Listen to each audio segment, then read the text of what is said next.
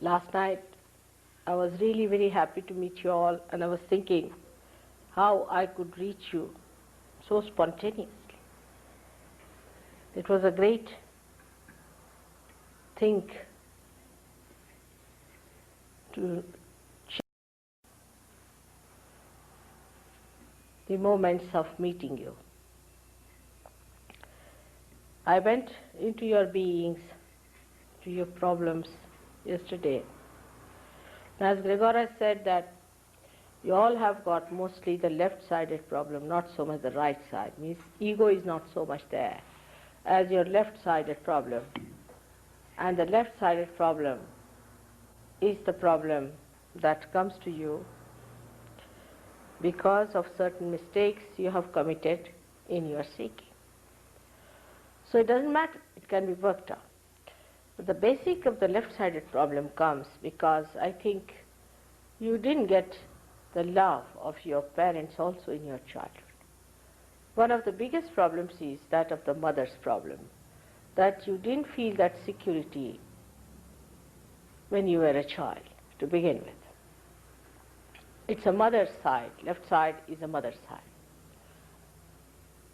The another thing could be that when you went into the society, they tried to create diffidence in you by their own norms and ideas about life. You see, their idea of success is very different from the idea of a seeker, because for a seeker, the only success he can have is when he has found out the truth.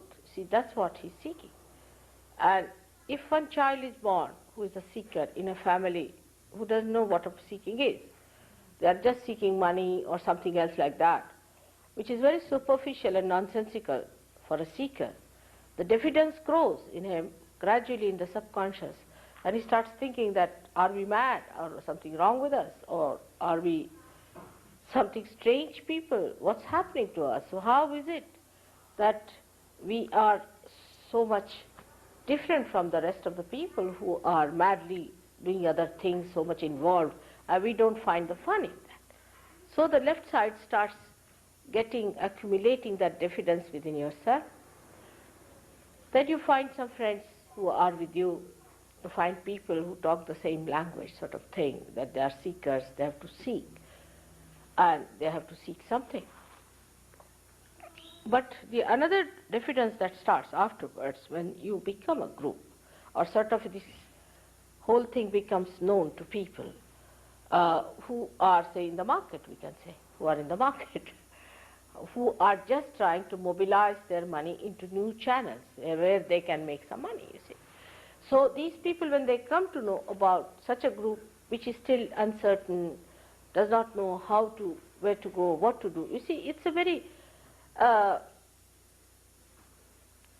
very vulnerable society, because there's nothing established, they don't know what to do, they realize that these people are wasting their time, the other people who are doing other seeking like money and all those things, they understand that. But they cannot also understand what they should do. So it's a very vulnerable, very risky type of a life they lead. And in that risk, the first hit comes when they give up their parents, you see. Because because of the parents' attitude towards them, they have to give. And the parents in America, I was surprised, are really not at all kind to their children. They have only rights, they have no duties, I feel. I mean, it's just the other way around in India.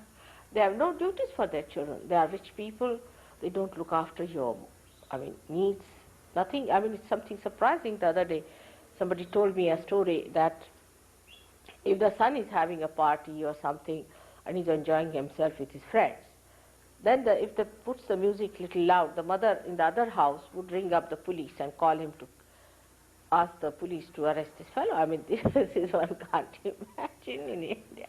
On the contrary, the mother, if she knows that the boys are going to have the party, she'll go all out to prepare something nice for them and how to make them happy, and she would disappear from there so that their age group should enjoy themselves. I mean, this is a very common practice in India. So many such things, have crawled up because of, I think, war. I would place it to one of the things is war. Because of war, your parents got disturbed and they got upset. Let's also give them some grace about it. All right. So they were all very much frantic and disturbed and their nerves were broken. Let's take it like that. Now, whatever it happened, then this also the material advancement, so-called, through your industrial development came through. All right. That also put such a pressure on them.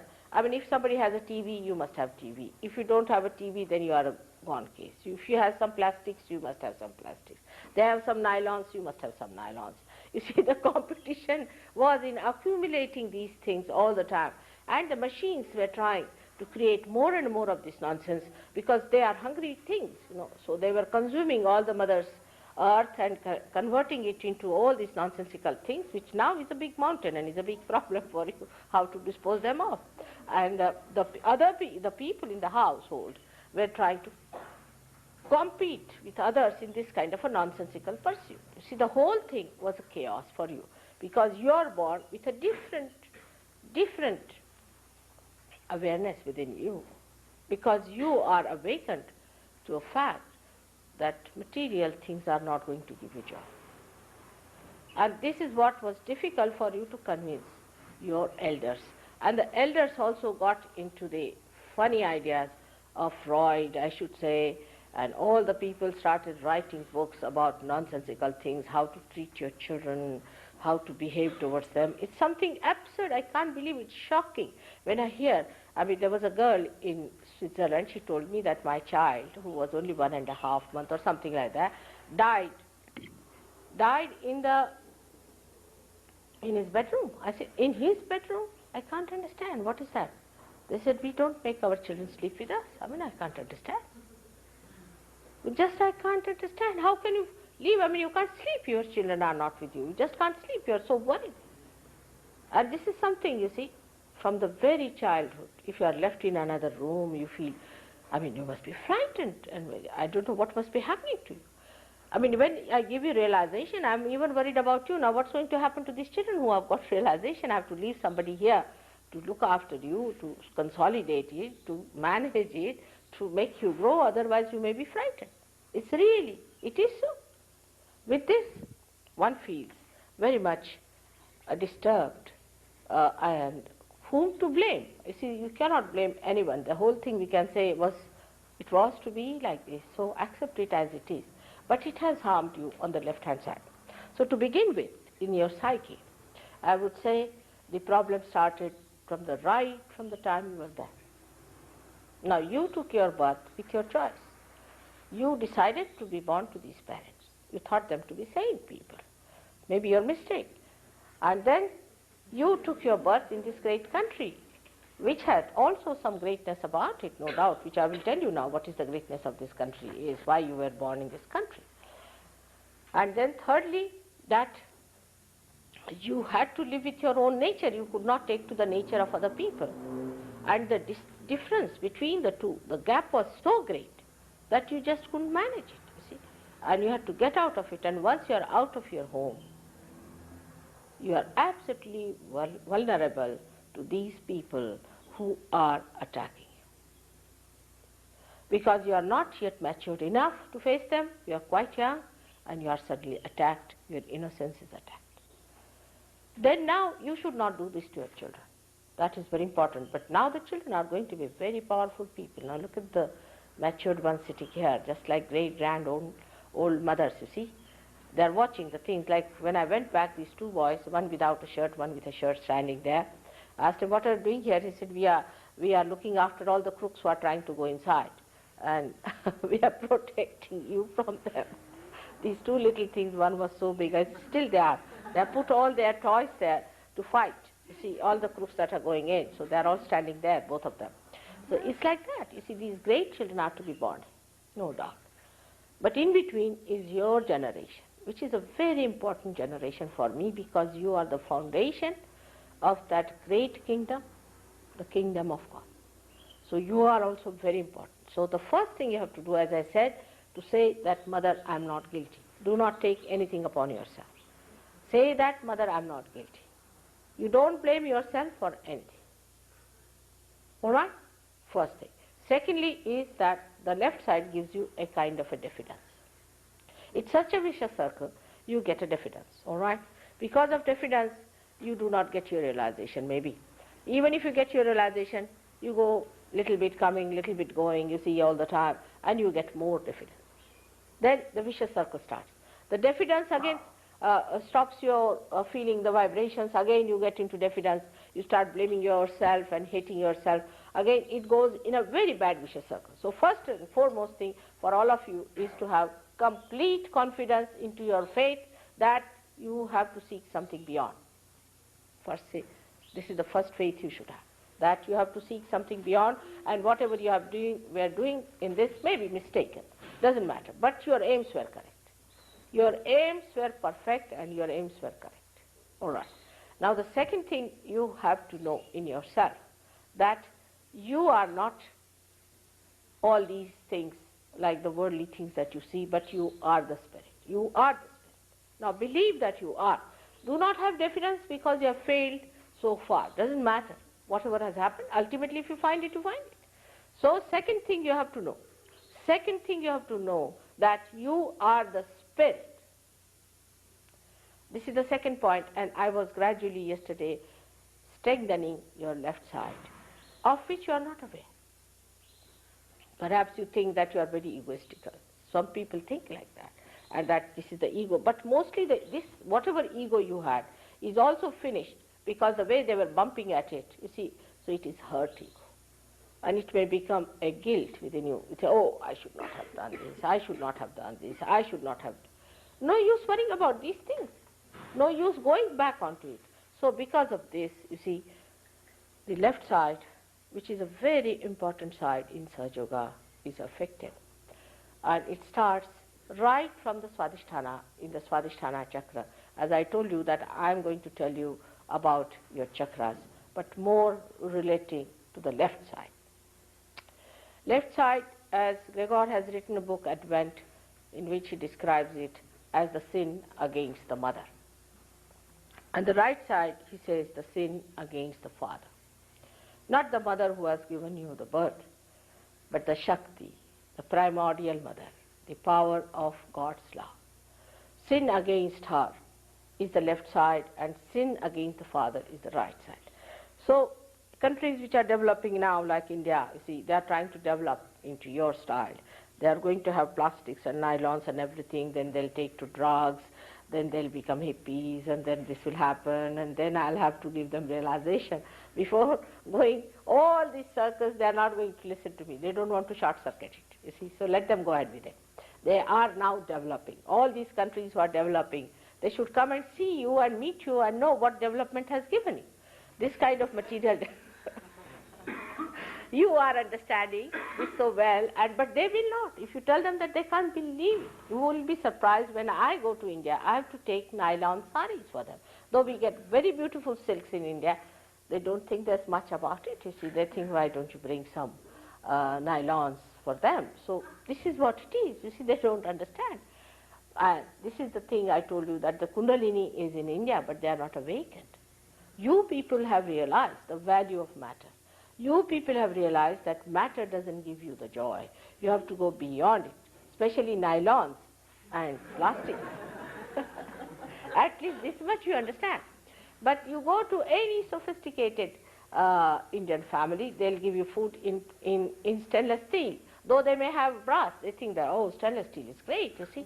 All the rich people will take out their stainless steel. Even if they will have silver, they think stainless steel is great. Can you imagine?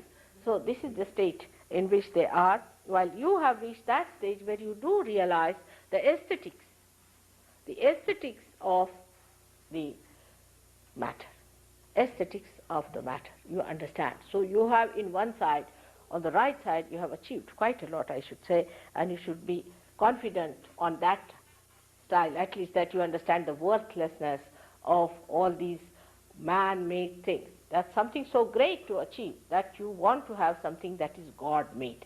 Once you come to that point, you should also know that if you have to have realization, it cannot be man-made, it has to be God-made. Now the left side is important here, so I'll talk about left side, but you should not feel hurt about it because I have to point it out to you to understand the mistakes and the things which should not repeat it. But the right side mistakes are committed, as I told you, in the people who are developing. So I will mention you to do that part, what happens to the right side when we commit mistakes on the right side. What we do is we don't believe that there is God who is your Father. You forget that there is Father above you, and He is the one who is going to look after. So you don't have to worry so much about earning money by any crooked method or by any means without any values. To earn money, to be worried about money, to be worried about your well-being is absurd. Krishna has said, Yoga Kshema Vahamyaham. He said you get your yoga. If you get to your yoga, then you get your kshema, means your well-being. The other day somebody asked me what is the way to Lakshmi. It's first to get to your yoga. Why didn't he say kshema yoga? He said yoga kshema vahamyam. First yoga. First you get united with your divine force, and then your well-being is looked after. It is looked after. Even if I tell you the stories of that, you won't believe to what extent it looks after your kshema also. You don't become Mr. Ford, because that's madness. You become a person who is provided for, who is looked after, and who never feels the dearth that there is no money with you. That's what is kshema is, in which your health improves, material things improve, everything improves once you have got yoga, which is promised by Sri Krishna 6,000 years back. I am not saying something new. It was said about 6,000 years back. So you become a realized soul. By becoming realized soul, you realize that your Father, God Almighty, is the richest man in the whole world. He has everything. From where does it come? It comes from Him. Riches that we think are riches are not really riches. The one He gives you, the one He provides you, are miraculous.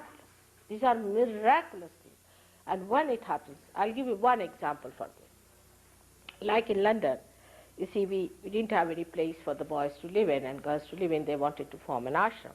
There was a lady who bought a place because she had sold her place. She bought a place, a dilapidated, a ruined place in Lambeth Vale. Of course, you'll be surprised that William Blake has said, because I laid the foundations there, and he said it, that the foundations will be laid in Lambeth Vale. He said that England is going to become Jerusalem. And he said in Lambeth Vale the foundations will be lit. Imagine this, William Blake and his prophecies. I stayed first in Surrey Hills. He has written that the first beacons will be lit in Surrey Hills. Can you believe this man? How good he was in prophesying. Whatever it is.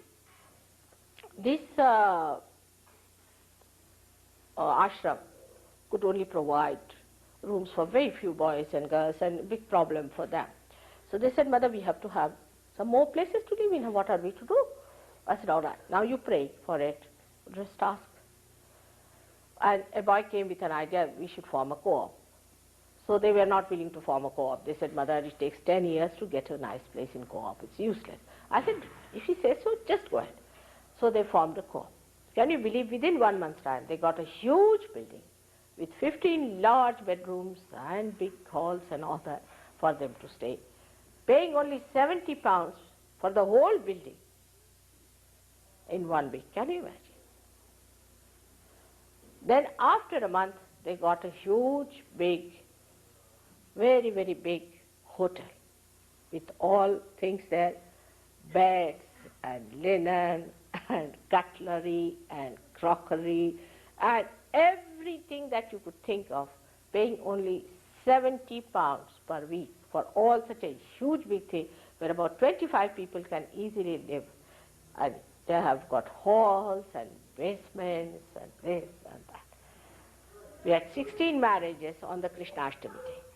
And all these newly married couples stayed in that hotel very nicely, paying nothing because you don't have to pay there. But these boys might have paid, I don't know what they did among themselves.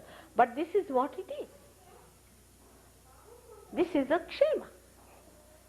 And such a beautiful atmosphere in that place, everybody enjoying the pure knowledge and the pure love. Now we are on the left-hand side, and when I will discuss about the chakras, I'll be dealing, pertaining more to the left side and not to the right side, which is the side which we say is of material well-being, or say how do you get your physical well-being. You also get your physical well-being through this. Just raise it a little too. They can't quite hear. Can you see, all of you?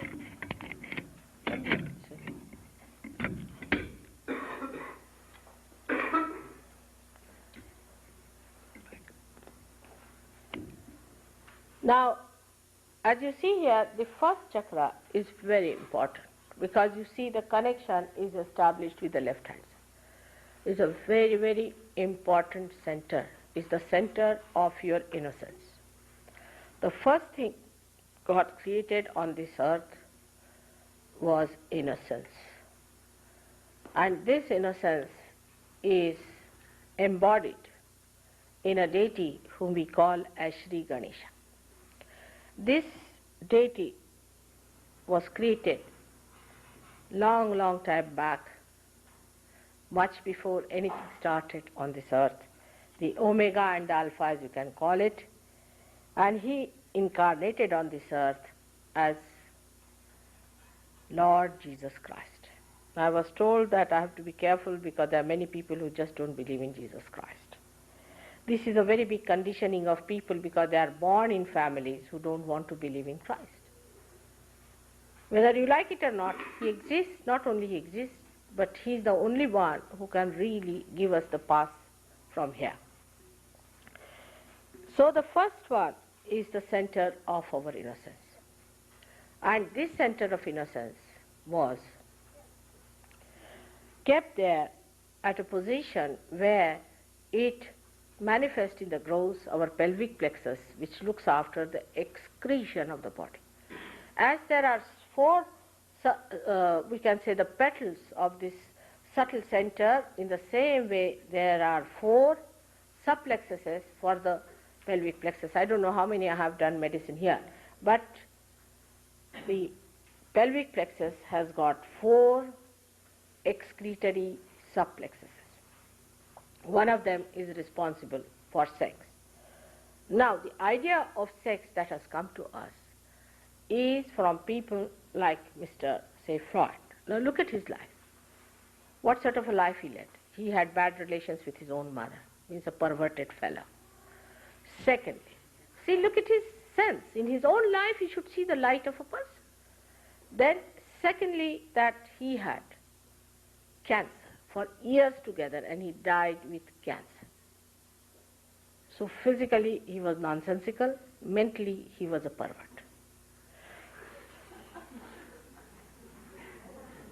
Yes, I mean you must see the person whom you try to follow, all right? So it's so logical. Now you see his life as it is. He taught you, that if you try to condition yourself about sex, and if you marry someone and you are married to one person and then you are attached, it's conditioning of the society. But he was half-baked because you are not on your left side. See, if you say that what's wrong if I do this, what's wrong if I do that, what's wrong if I do that, if you go on like this, then you forget the other side, which is the ego. Which is the ego side. And then the ego side develops, and then you can become a mad person. Then your sex can be a problem. Today the sex of modern people is such a problem. We should face it. Perhaps you do not know that what a percentage of American young people are important today. They are important.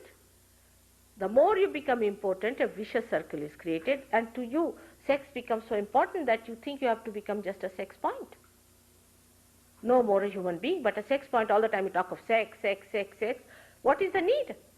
It is such a simple thing. Every animal knows, everyone knows, nobody is given education about it. In India, we never talk about it. We are producing much more children than you are producing here.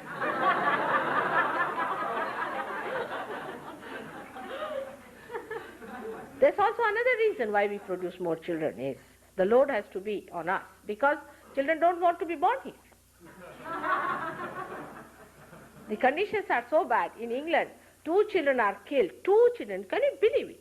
Is announced. 2 children are killed every week by parents. I mean, I can't think of one parent in India who will do that. One. We have poverty, we have everything. But no mother can kill her own child. I mean, even if she has 12 children, she wouldn't mind. Mind is not the thing. She loves them. She can't afford to lose even one child out of them. I mean, it is another extreme we have. Like, we can even sell our country for our children's sake. We are to that limit. You see, some of the people who are so attached to their children that they don't mind.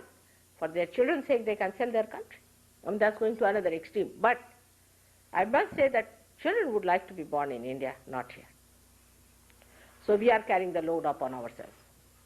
But the main thing is our sex ideas are really being conditioned by this so-called deconditioner. When they say do not condition yourself, actually they decondition you. They think, but they are conditioning you much more by saying do this, do that. You see, sex, you don't have to run away from that. You don't have to get out from that, not at all. But sane ideas must be developed about sex, and you have to lead a very good married life. Married life is the blessing of the goddess on you. It's a Graha Lakshmi. The way you treat your women, the women treat you. The way, I mean, it's a reaction. You see, the men treated them so shabbily, now the women are becoming mad here. I must say they are getting mad. You can't live without men. How can you live without them? It's impossible. If you think you can live without men, you are sadly mistaken. It's a wrong idea. You cannot. And men can't live without you. Now you might say there are people, I was amazed also, another amazing thing I heard was that 65% people in California are homosexual. It's something shocking, another thing it is. Because it's perversion. Now why it happens? I had a boy in New York who came to me, who was like a boy, he had mustaches, everything, was talking like a woman, you know. I said, what's wrong with this fellow? First I didn't understand, you know. Then they told me, mother, he's something like that, and this, that, and that. I said, all right. But actually he was possessed by a woman. He was possessed by a woman. I removed that possession, and he said, now I feel like a man, and he started walking in a different way altogether. He changed his gait and everything, and he was walking in a different way. Just imagine, it was just a possession of a woman on him.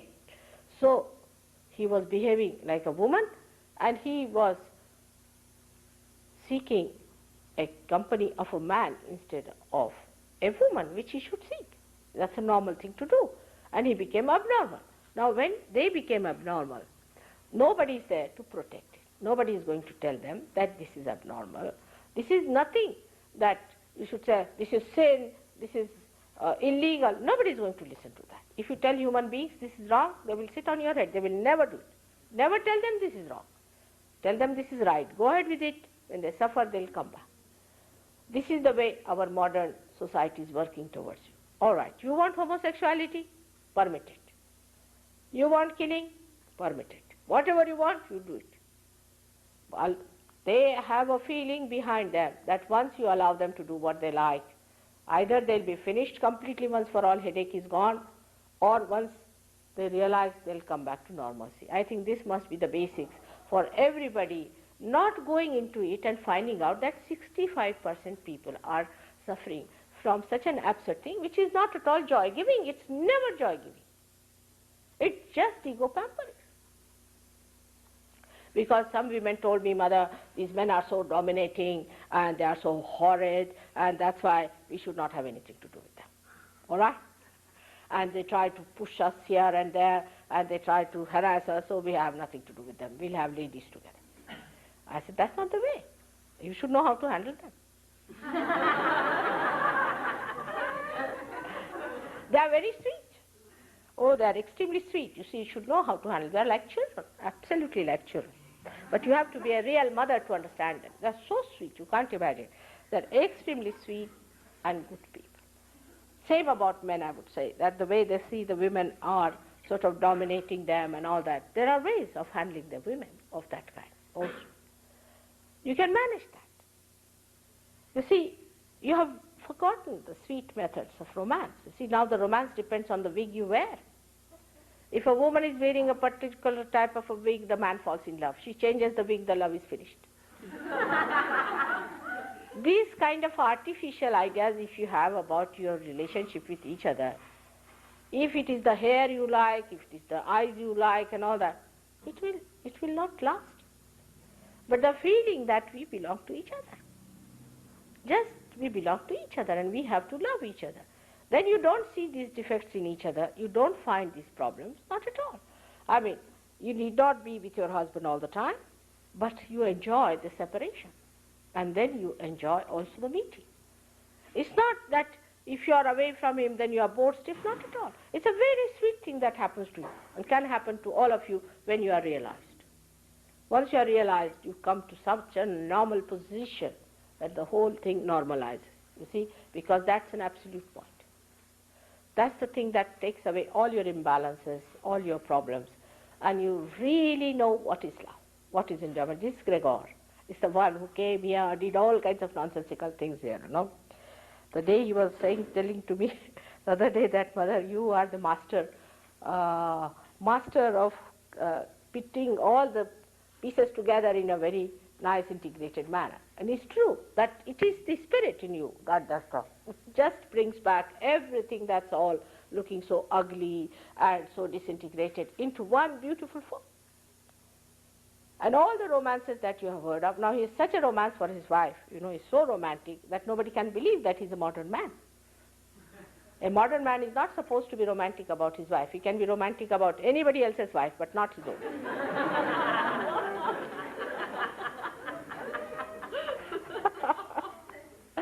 So this is the absurdity of our ideas about love. She's your own. Why not enjoy your own things instead of enjoying somebody else's things? Like in India, you see, supposing you get an Indian, he may be a thug, he may come to your house and run away with your things, you know, may run away with all your things that you have, can't do it. But if you get another one, a Western man in the house, he'll run away with your wife only. You don't know what he will do. He'll talk very sweetly and run away with the wife. And he will think, oh, I've done such a great thing, she loves me, and he is not bothered as to the whole system of the family is finished, the whole thing is finished.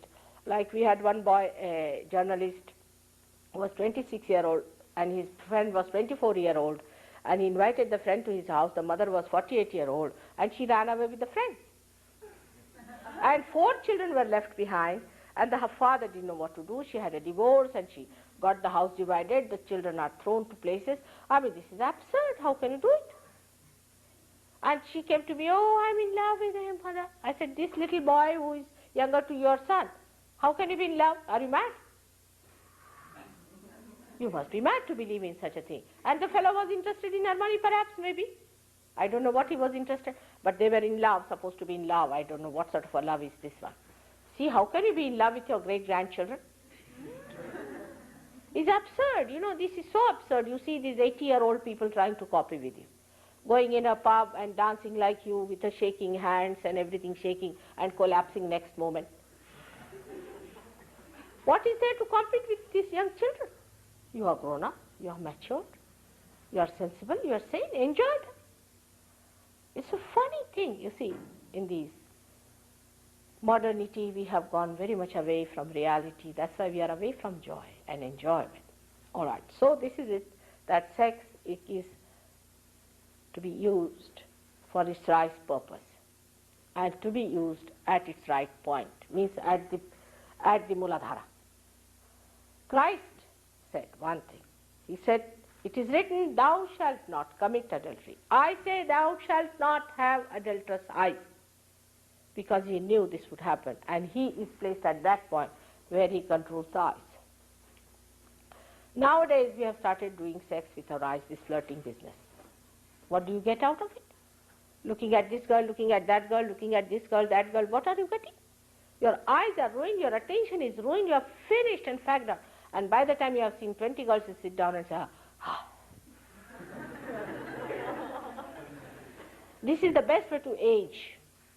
And then you go to beauty clinics and try to look younger. See, what is the need to look at these girls like this? They are all your sisters. Have purity in your heart.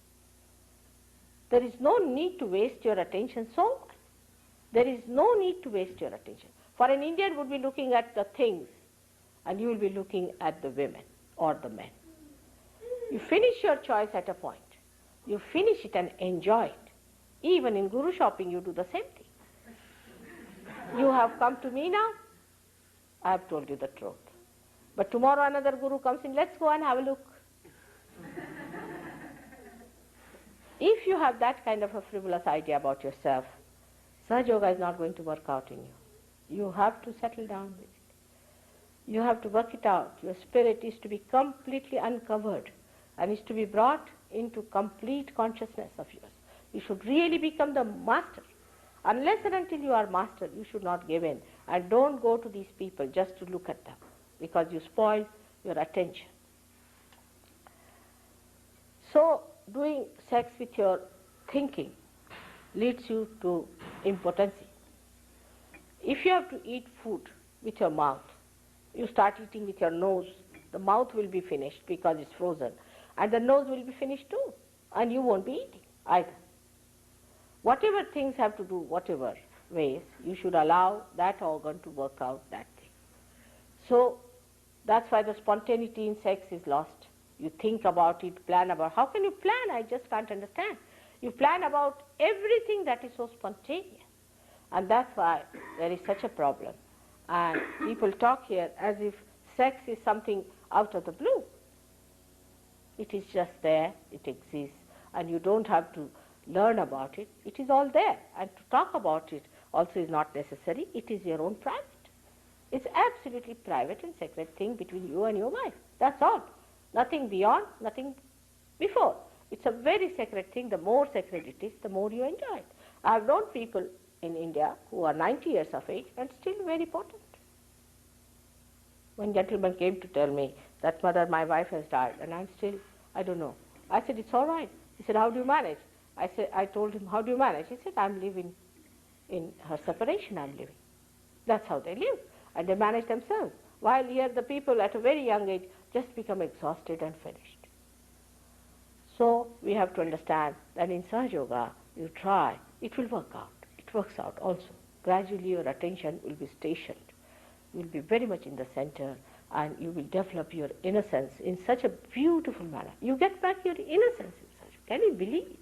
Completely become so innocent and so simple that you are amazed at yourself. Your innocence is there as far as money is concerned, no doubt. Still you are intact on that point. On that point, Indians are not. You are innocent as far as material things are concerned. For example, you don't mind giving all the money to these horrible gurus as long as you get your realization. But there, I think, innocence is not stupidity. How can you give money for your realization? I mean, it's a simple thing, we must understand. You cannot pay money for your realization. One thing you must understand. Anybody who says, now I've got vibration, some people go to someone and feel heated up. Then they go on feeling heated up more and more and more. This heat is coming from that man and is going to increase your heat all the time. And it is going to increase and increase and increase, and your chakras are going to be ruined completely by this fellow. It has to be reduced, it has to come to the cooling point, and you must feel the cooling point. If you cannot feel the cooling point, then you must know that this man is absolutely wrong. Heat is not the sign of cleansing. When you are feeling heat here now, for example, it is because the cleansing is taking place. Once the cleansing is over, the cool breeze must blow in and you must feel the cool breeze. Now some people might feel absolutely cold, just like frozen. That's also not a good sign. That means you are left-sided. Some of you may feel that kind of a thing. It's not the feeling, the cold is the point, it's the feeling, the cool breeze. It's a breeze-like feeling that you get from my photograph also will get. That's the way you have to judge yourself. You judge yourself, establish yourself, keep your chakras clean, and you'll be amazed how you become a master of the whole art. You will be able to give realization, each one of you, to thousands of people. So now in the second chakra when we come, is I would say is the chakra of your seeking. We call that as the second chakra because the third chakra comes out of it. Is the chakra in which you seek. It starts from very, very beginning. When you were a human being, you did not realize that you came to this stage in thousands and thousands and thousands of years. First of all, as any animal, what you do is to seek God in food. You just seek food. You are seeking food, you want to eat. The whole thing is at Nabi level, is at this point where you are just seeking the food, how to nourish yourself, how to look after yourself. The second seeking later on starts, some of the animals start becoming more alert by understanding that you have to be more intelligent. So they start seeking in power. They want to empower other animals and try to overcome them so that they can eat them, so they seek in power. Then the seeking goes even subtler and subtler, that they start seeking in money. As in human beings start seeking in money, in possessions and things. Animals don't have possessions, thank God. Because possessions means headache. You have to have insurance, you have to have this, you have to have that. So the human beings start getting the possessions and all these things, and they start going into this seeking. But the last and foremost seeking is of the very evolved is the seeking of the spirit, the seeking of God.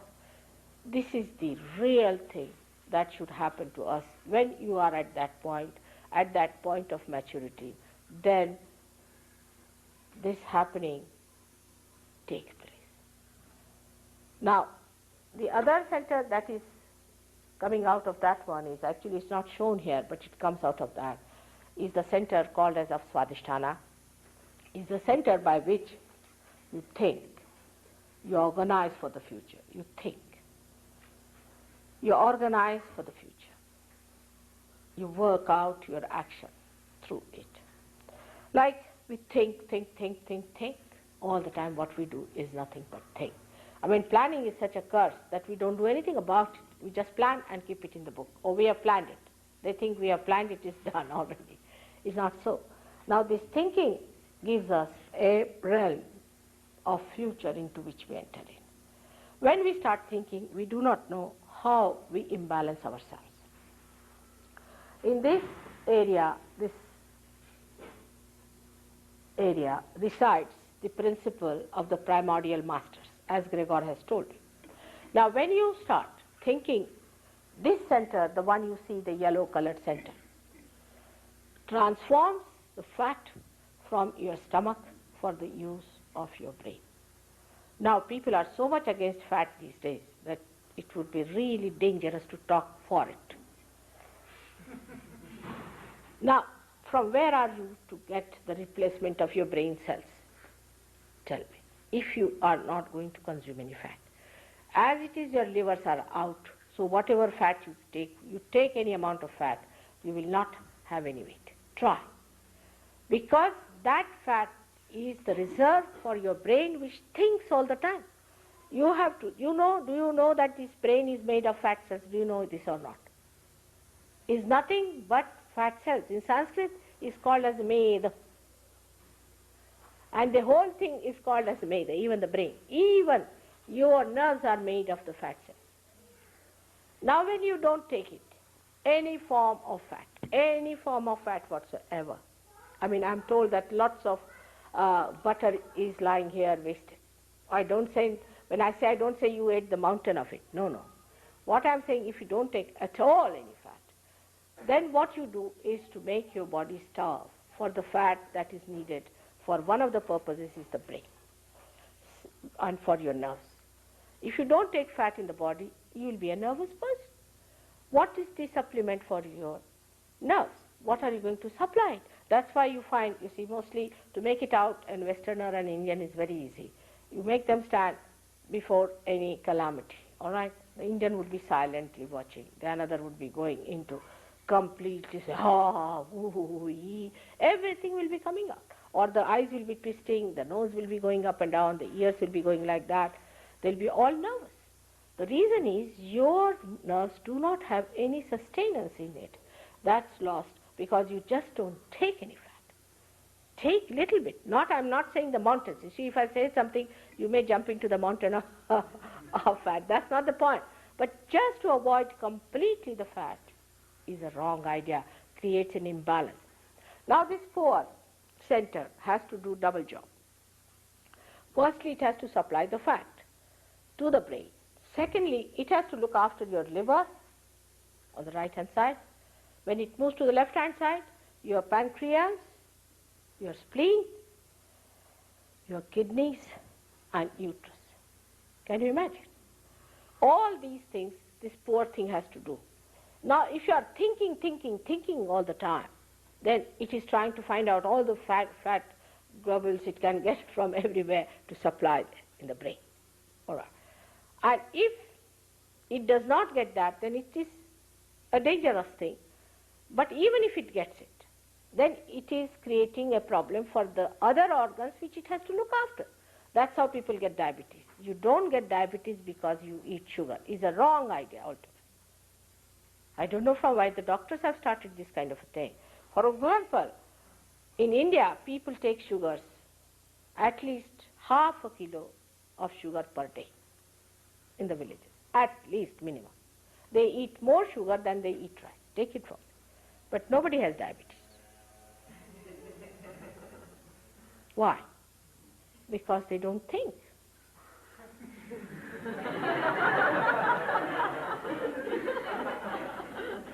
Whatever sugar they take is used for their liver. Now, if you do not give your liver any sugar, now ask anyone how the liver acts. Liver is the one that takes out all your poison. Now, this poison is to be taken out of the liver by water. Now, if you take the water and drink on top of that, what happens? That the hydrogen becomes heavier. I mean, there's H3 added to it, and the whole system of H2O, which has to be neutral, becomes like this, and you can't receive any heat into it. So the whole heat, which is the poison, accumulates in the liver. You get all kinds of liver problems, Practically, most of the Western people have liver problems, but they don't know it till they discover it.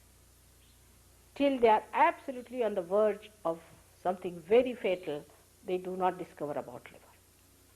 Now this hydrogen, which pulls it down, you see, becomes like an arrow, doesn't receive anything from the liver, the heat. And such a person never gets any temperature. Even cancer acts the same way. In cancer also the H goes down very much, though it's a left-sided problem, which I'll tell you. But same thing happens, that the heat of the body cannot be taken out by water. So the water becomes a heavy water, you can say. But after realization, the hydrogen goes up like that, and you receive all the heat. And people who have bad liver feel terrible heat on the right-hand side. Now you have to take carbohydrates to neutralize that heat. You have to take carbohydrates. Now if you don't like sugar, eat rice. I mean, if there's some sort of a thing on your head. This also is an enterprise. I must tell you, these food stores are also another enterprise, which is very, very subtle. Very subtle enterprise.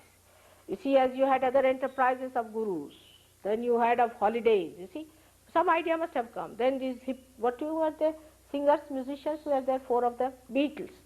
You know, the one who created them, Beatles, his uncle has told me the story how he did it. It was all maneuvering to begin with. And that maneuvering made people mad, and that madness is still on. You see, people go on into that. It's all auto-suggestion and all those things, they work it out. They're psychologists, you see, and they know how to maneuver people and how to dominate them. They know it, and they manage it. They work it out on your weaknesses, like you do not know about food. Now, some of the health food I ate, it was not for human beings, it was for buffaloes, I felt. Really. Some of the foods were so hard and so harsh. I got such a pain in my stomach. I said, no, this is not for human beings. This is for buffaloes. You are not buffaloes. You are human beings. You have to eat food which is digestible to your stomach. Of course, that doesn't mean you should use this white bread. Of course, that is not the thing which makes your liver completely sort of, or you can say the intestine sluggish. But you should not eat all the fodder of such a hard things like everything you cut because you want to preserve the vitamins. You will cut everything and eat everything like that. Japanese are the worst on this. Japanese are the worst. I mean, there's nothing that they don't eat. They eat everything that you could think of. I mean, you can't eat their food the way they eat. First thing they served me at a very special banquet where the princess was there and all that, was a shell with all these moss around it. See, for us Indians, as it is a little fussy about these things, and my daughters were there. I said, what is in there? It's a say live thing. I said, live? We were all frightened. What is live? They said, the oyster or something is live inside. And they poked it and it started going like that, you see. I said, oh God, how do you eat it? And the Japanese just twisted it down and ate it off, you see. And they eat everything raw. There was a boy who was eating peanuts. We asked him, what are you eating? He said, I'm eating these prawns. He was just feeling them out and eating them nicely. Can you imagine? This is the way they eat their food, which is not meant for the human body. You have to cook. But your women are so busy with liberation, they don't cook. They don't cook. You should learn to cook to handle your husbands. You see, if you know how to cook, it's very simple. In our Saj Yoga Center, we teach them how to cook. Because if you know cook, you are the master. You see, men are really so simple. I mean, really so I cook very well. I'm an excellent cook, I should say. But a gentleman came to see me. He was a German, and he told me that there was one chairman of a company that he told me, if you want to eat the best chicken, ask Mrs. Srivastav to cook for it. That's my another name. And she's an excellent cook. I was surprised I had this reputation all over that I cook so well with chicken. And he came all the way, you see, and he brought the chicken with him. And he came all the way to cook with me and to eat it. And he was a very big man also himself. I was amazed to see that just to learn how to cook the chicken. He said, my wife doesn't know how to cook. Just imagine how helpless he was. All men are helpless as far as food is concerned. If you give them good food, you see, they may say, oh, we can eat whatever we like. But it's not so. If you know their tastes and things, and if you know how to handle them, it's very easy to handle them. Like somebody told me, Indian men are very great cowards. I said, why? Because they don't know how to cook, that's why they don't divorce. Imagine to say such a thing. It's not that. They are very wise. What's this of changing every day a wife, you see? One wife, she knows all about your habits, she knows everything, she knows how to cook for you. It's a good idea. We carry on very well as companions. Every time if you change, God knows she may come as a shrew, she may come as anything. You may lose your head with somebody, another may break your hand, another may break your legs. It's better to know one and handle her for this lifetime. So next time at least you don't face that time. It's very simple and wise way of living together to understand that in one lifetime only, if you live with one person, you develop that love, that attention, that understanding, because human beings basically are very good. If you live with somebody for 2 days, you will just see the superficial things of that person. That may not be good. So to get to the depth of a person, it's necessary you live with that person with a loving care, you see that person, and you will discover how beautiful that person is. He is so beautiful sometimes that you're surprised at him. The other day, I had to go for something to a hospital. I mean, I never go to a hospital, but something happened and doctors were after my life, you must do this, you must do that. And my husband couldn't see that. He was so upset, he had never seen me like that. So he went back to his office, he put his head like this, and he was sitting there, didn't do any work and anything. When he came back, I was angry with him. I said, what do you mean by not being here? I was here and there were other people. But actually I knew what he was doing. So I went and told him, I know you ran away, you coward, you couldn't stand there. He said, it's true, I couldn't see it. And then his secretary told me, oh boy, he was horrid. He wouldn't talk to me, he wouldn't allow me to do anything. That's what happened. So to understand a man, it's such a great thing to love. I don't know if you realize that. It's such a great thing to love, to give. It's much greater than to have. Giving, I don't know if you have tried or not. All my life I've done nothing but giving. And I think I feel so happy about it. The real source of happiness lies in giving only, not in taking it anymore. It's such a great thing to give. Give, give, give. And you'll be amazed you have no dearth of anything. That is what one has to understand. But to think about what things I should preserve, what things I should give, what is there to think? If somebody likes to have it, doesn't matter. It works out. Now, the second center is also of the Lakshmi center, because you asked me how to get the Lakshmi. Now, this is the center of Lakshmi, because Lakshmi is the deity of the center, and the deity actually who is the male side of it with the one who is the kinetic side. The power is the potential side and the kinetic side is the male side. So Lakshmi is the power of Narayana. Narayana is the deity whom you call as Vishnu. That's why Vishnu only incarnates. Because he comes for our seeking, he incarnates. He incarnates to give us our higher awareness. Always the Vishnu incarnates, or the aspects of Vishnu incarnate. And that's how we have been evolving one after another. For example, when Noah's Ark was built, it was Vishnu who came in the form of a dolphin fish and saved that Noah's Ark. And that's how we were saved. Then a tortoise form it came in, to make the fishes come to the shore and start crawling on the Mother Earth. Like that, a leader is always born, and that leader is the aspect of God, is the incarnation. Now many will say we don't believe in it. So many are like that. We don't believe in this, don't believe in that, don't believe in that. We believe in this and believe in this. Now how can you say that? First of all, know that you say this because you are conditioned for something. You have a fixation. When you say I believe in it, or you say I don't believe in it, you have not reached your absolute awareness, have you? How can you judge? You cannot judge. So you have to become that. Once you become that, you just put your hands and ask the question, was Vishnu an incarnation? Was it the aspect of incarnation that gives us our realization? You will start getting more breeze, and then you will know that it is so. But this fact about Vishnu, that he exists, you will only know after your realization. When you raise the Kundalini, and if the Kundalini stops at this point of Nabhi, then you have to take his name. If you don't take his name, it won't rise. That's why the mantra is a very big science, to know first of all how the Kundalini is moving. You can say the mantra is like, to give it very gross example, is like a toll that you pay at every point. So when you go up to a gate, now you have to pass through that. Then you pay a toll. But somebody gives you a mantra before realization, it has no meaning.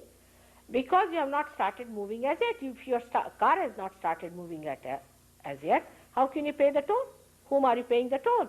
You are just paying the toll to the guru, who is not sensitive. You have to go to that point where your Kundalini has stopped, which you can see yourself and feel it. And then at that point, you have to raise the Kundalini higher by saying that particular mantra, then at higher level, then at higher level. How the mantra is to be said, there's a science. This all can become yours in no time at all. And within 1 month's time, you all will be experts of Sahajoga. Take it from me. When I went to Australia, I was hardly there for a month, I think. And within 15 days, see, these people from television and all that, they came to see me. And they said, are your disciples all scholars? I said, not at all. Who told you that? Oh, they know so much. I said, because they have become knowledge now. You start learning from others when you start giving Kundalini, awakening and all that. You start learning what's happening, where is it going, how it is working out, how to maneuver. Unless and until you start driving the car, how will you become the master of the car?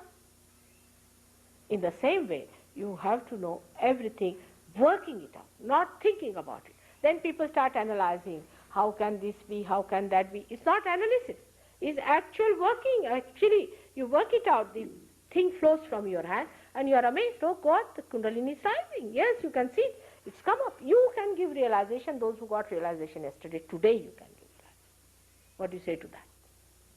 You are that fantastic. You are that fantastic. But know that you should not be shifty people. They say that Americans are very, very shifty people. And be careful on this character. See, everybody has a sign. Like that, you have a sign that you are shifty. While English are hard nuts. So be careful. Do not be shifty. Settle down on your own spirit. Work it out. Learn about it and fix it up.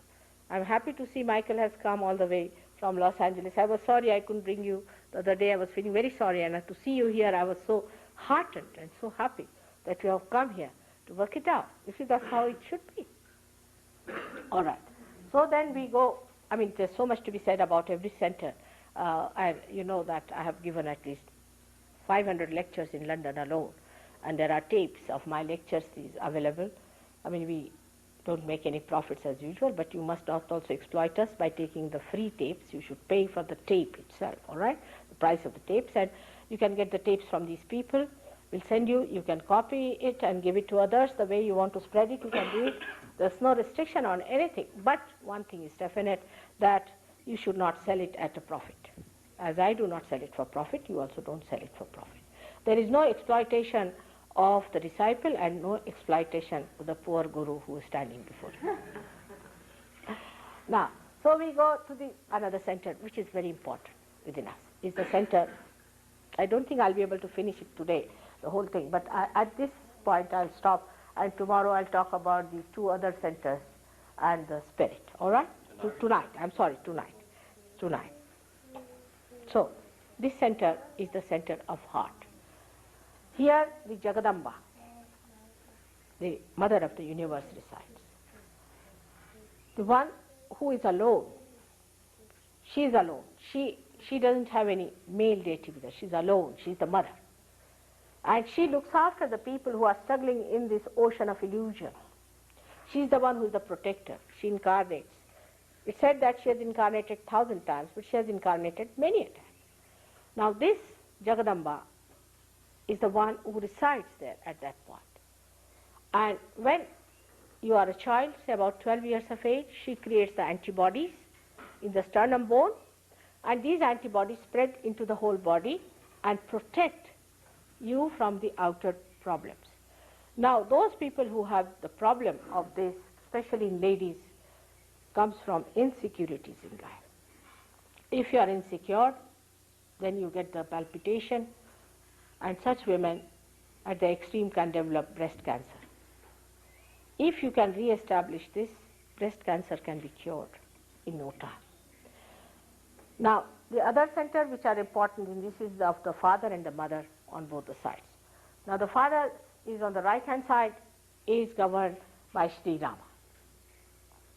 Sri Rama and Sita, who came on this earth, they are not standing in the center, so you can see it very clearly that they are not worried about the evolution part of it, but they came on this earth to establish the right conduct of a person, especially in the political and economic field of life. How to be an ideal, a philosopher, or you can say a benevolent king. He tried to establish the symbol of that, Sri Rama, and those people who suffer from father's problem. Supposing the father has died very early, they have this problem. And the symptoms of that is you get asthmas. You develop asthmas. If you have any problem of the father, if your father has died early, or your father is torturing you, or you have no respect for your father, if you are a bad father, I mean the fatherhood itself, when it is challenged, you get these problems, and asthma develops. Asthma, what you call that, a breathing trouble develops. It could be with a combination of that, right side heart, and also Vishuddhi, but mostly it is the right side heart. It could combine with the Vishuddhi.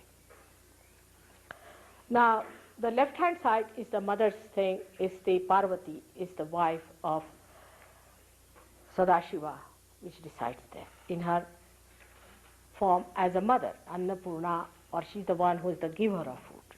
She gives you food. When she is in you, you find that if you cook for 2 people, it will last for as many as who want to eat there. It's like that. This is the deity that comes when it is awakened, it works out. Now, when this Swadhisthana chakra is governed by Brahmadeva and Saraswati. Those who are students, for them it is essential to get this, because they are the gods and goddesses of your arts like music, dancing and all those things. Also, they give you the power of truth, in the sense that if you have a good Swadhisthana, then if you say something, it comes out true. Your Vani means your tongue, your Vani would be voice, your tongues that you speak becomes the truth, is the power of this one. With the Lakshmi Tattva, as I told you, you get your affluence. Wherever you go, you bring affluence. You go to any house, people get affluence. You touch anything, people become better off. All the problems go out. And if you have problems on this, whatever you may try, you will never get rich. It will always be a problem, and you will have sort of losses and things like that. Now the left side Vishuddhi is the Vishuddhi Nabhi, which you catch very often here because of trucks. Now I must warn you that left side Nabhi gives you also a problem with money, always with money. Because if you have got left side problem, the Lakshmi just disappears. She just disappears. If you go more onto the left hand side, it is even worse.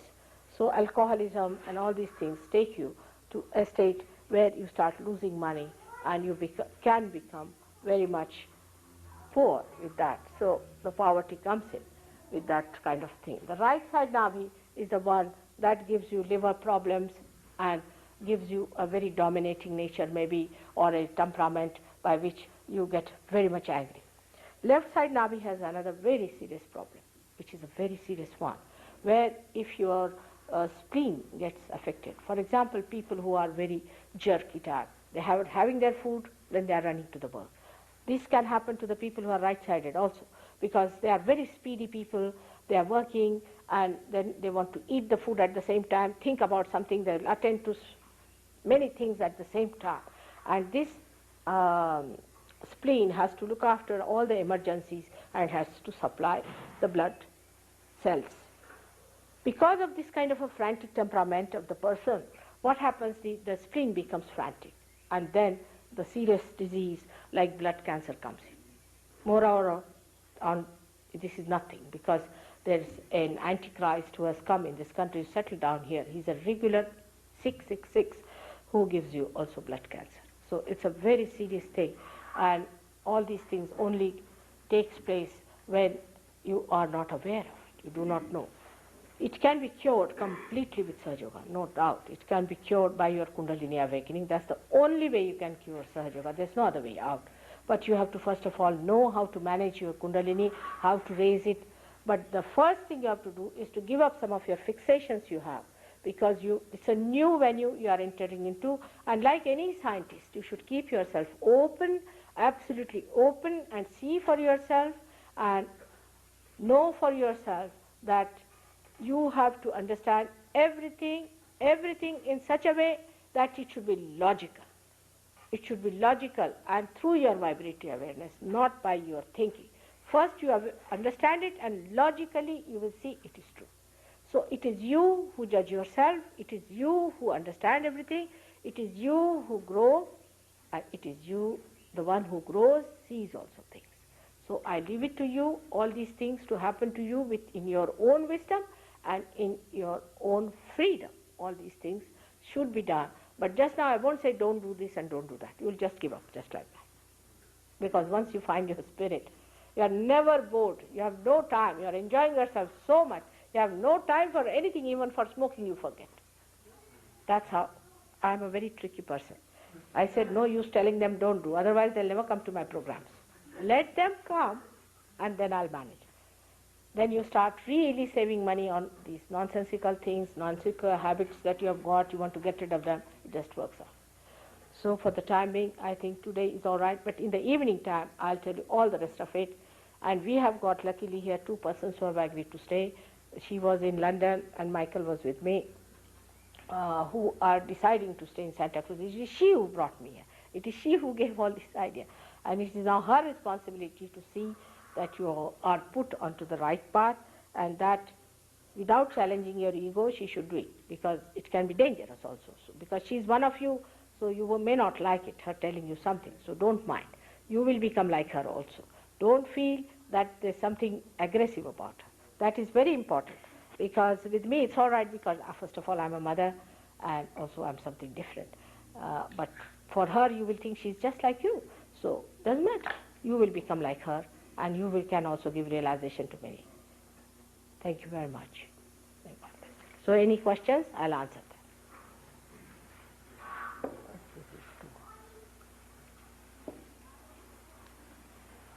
Yes. Yeah. When you were talking about the second chakra, you talked about the one that's green there? No, the one that is yellow colored, you see, which gives us the bite, or the second chakra.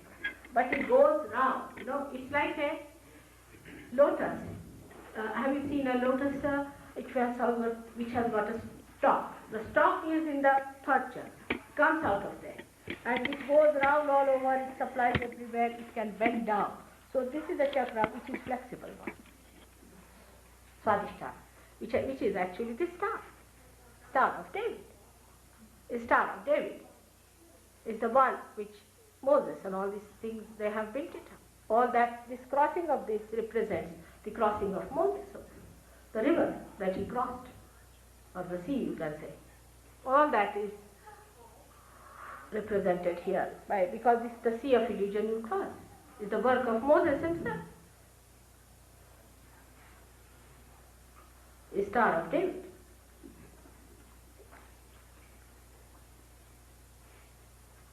Yes. Will you explain the difference between self-consciousness and self-realization? The difference between self-consciousness and self-realization. I don't know what is self-consciousness, but self-realization and self-knowledge is the same. But self-consciousness, what I learned, my own Indian English, I would say, is that you are very conscious of yourself, that you are very particular about your body, and you are, there's another word for that in English language, is that vanity? Something. That's different. Self-knowledge, Atma Bodha, knowledge of the self. One by one, all right. Just one here, one there, then. All right? Huh? Last night I went home. I was here last night, and I went home and did as you told me to do. And I went to bed to go to sleep, and it was terrifying. Why? What happened? Well, I was having nightmares. Yes, you may. In the first day you may have. Because, see, there are spirits around and they will try to dissuade you.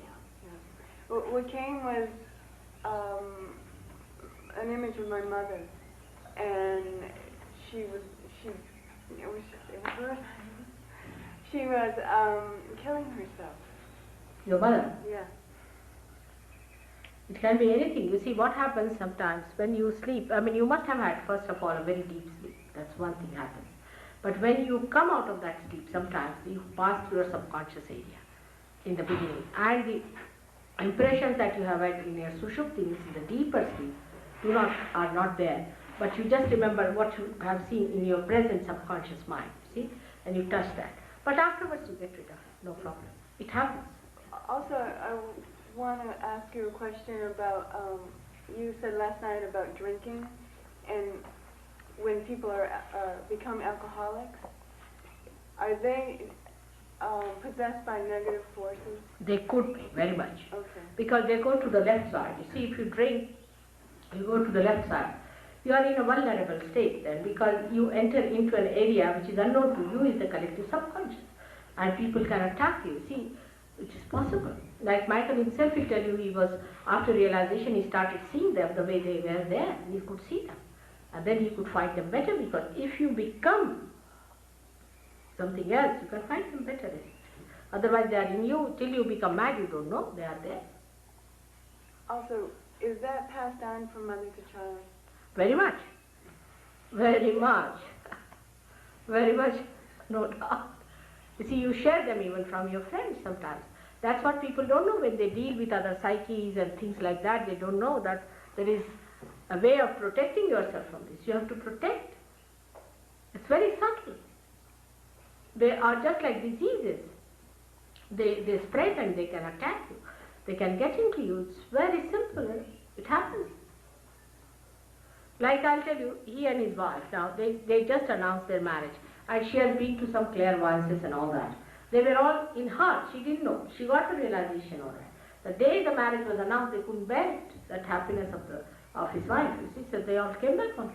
And she got so possessed, she started looking like a man, talking like a man. It was a big problem. They had to come to London to get it all right. Yes, they are there. We can fight it out. No difference. We know the method of doing it, all right? So just don't worry. It will all. Yeah, one by one. Now, Yes. this gentleman, what have you to say? Yesterday you talked about your body as the temple of God, and I'm noticing that you're drinking Coca-Cola. I'd like you to comment on what is it that you like about It's Coca-Cola? perfectly all right with me. I can even take poison. No problem. You don't compare yourself with me, all right?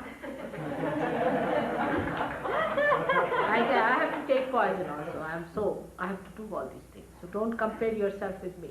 But this Coca-Cola is not so bad as people talk, I can tell you. It used to be very bad before that they were making about, say, 2 years back. I couldn't take that. But there's nothing wrong with it. I think it's sort of also I feel, I don't know, but maybe some sort of enmity is sort of an enmity that it is very popular. Maybe people are trying to say something. Because nothing goes wrong with me when I take it. If it was poison, I would know it's poison. But there's nothing so wrong with it. Because you see, I don't know, whatever they give me, I drink. I don't mind. But of course, not the alcohol. Even if I take alcohol, nothing will happen to me, but I would not take it. Because I don't need it at all. I'm already in the spirits. I don't need it. But now with taking, I don't think that's wrong in this Coca-Cola. It used to be bad once upon a time, I would say about a year back or so. I never liked it. But now I don't mind because something they had it in it, they have removed. There was some sort of Too expensive to put cocaine in it now. Now I don't think they put any cocaine. Oh, they must be putting cocaine. They used to. Now this is it, all right? So there's nothing wrong with it. The commercial.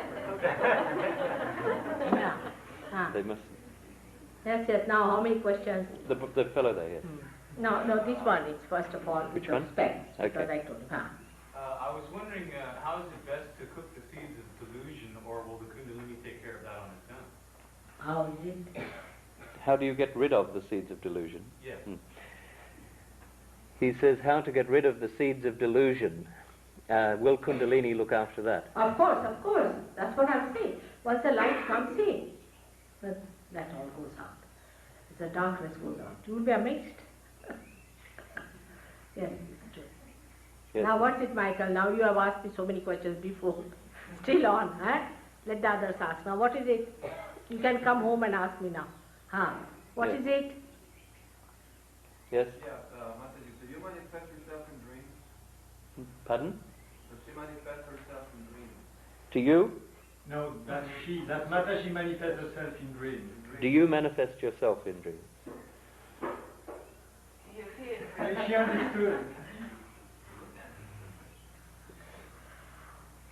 I don't know what I should say. I do so many things I cannot confess them to you. I'm sorry. It has to be done. What to do? There's some way of communicating. Your television wouldn't take me on.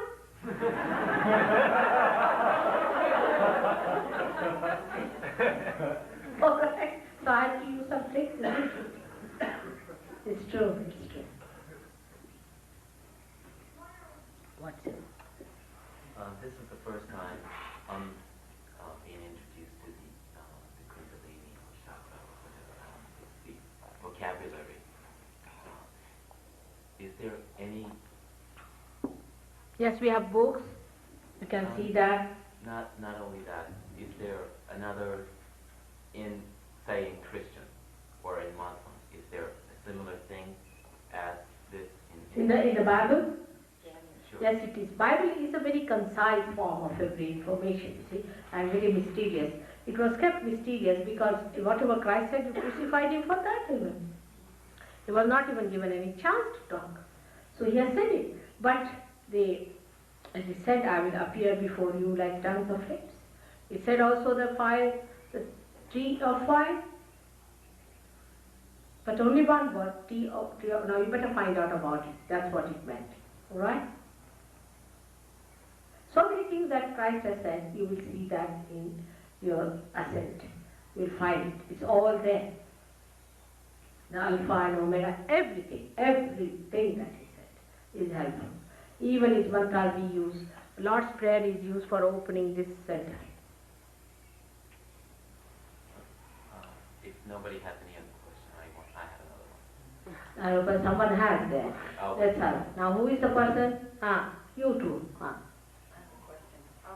Coming out of a place of isolation and wanting to participate more in the society and learn from people and spread my energy and give, I'm becoming caught up in the desire and need to work and make money and do what other people are doing, and it's pulling me further and further away from myself. And I can see this happening, and at the same time I feel really oppressed and yet caught in the need to do this because this is what is done on this What planet. she say?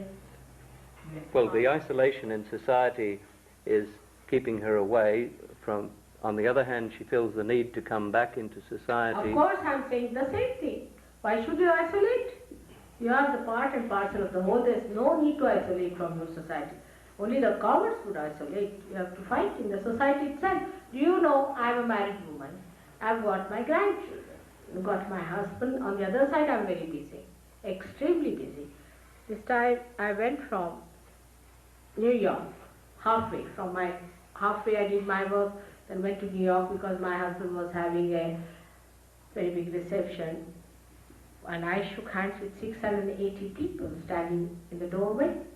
Then I was back again in New York doing my work. So I'm earning my living by doing all shake hands. I find it exhausting to, I get exhausted. Before realization, it is not after. You see, because before realization, you are not integrated. After realization, what happens? Your spirit is the one that fulfills all your needs of your vitality and everything. We'll tell you how to feed that, all right? You will never be exhausted. It's an inexhaustible force that is running you. Yes, Basha? In your path, how does realization happen? Are you a Shaktipat? What is it? Do you transmit energy? In your path, how does realization happen? Are you Shaktipat? You see, if you ask these questions, I'll have to tell you something, which I do not know if I should tell you.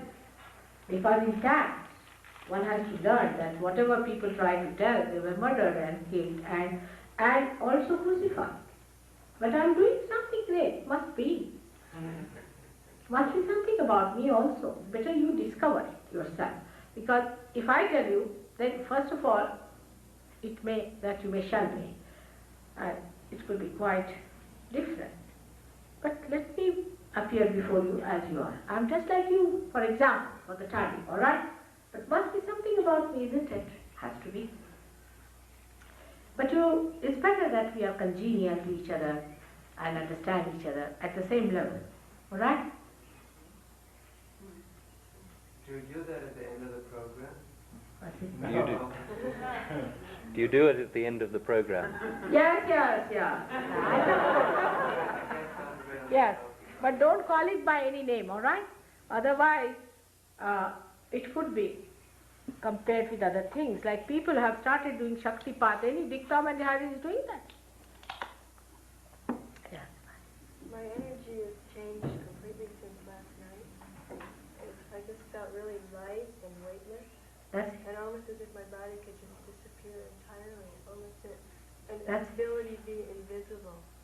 And when I was being attacked, I couldn't feel it into my body the way that energy would have come in before. What did she say?